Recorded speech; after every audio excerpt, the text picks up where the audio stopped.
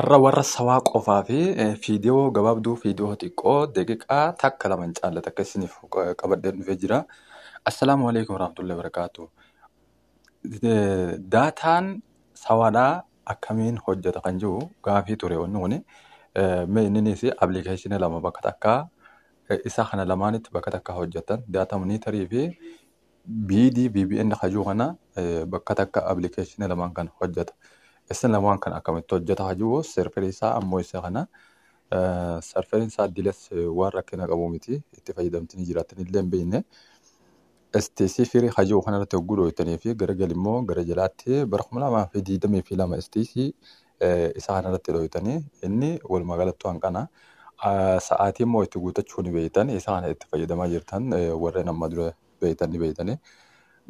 Eega asitti osoo asitti kana raayitii asii hin bunne duratti daataa monitor dheeytanii daataa monitor kana gad buufatan appilikeeshinii kuni warreen beeytanii warreen hin beekne immoo akkuma duraanii Google keessaa daataa monitor jettanii Play Store keessanii buufatanii isa kana on gootan. Isa kana hogguu on gootanii booda dheeytanii isa kana immoo raayitii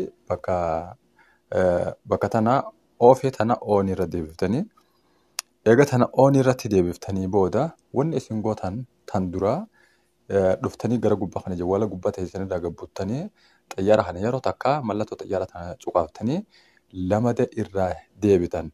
Wanni kuni eega search godhuu humnaan search godhuu yeroo san danda'a waan ta'eef daataa monitor itti bantanii eega walitti connect gootan. Warreen ammoo fiidiyoo tana guutuu isaa social media garaagaraatiin hordoftan guutuu fiidiyoo tana yeroo hundaa'u social media hamirratti guutuu hin maxxansinu waan ta'eef hogguu gubbaa tana dhuftan chaanaala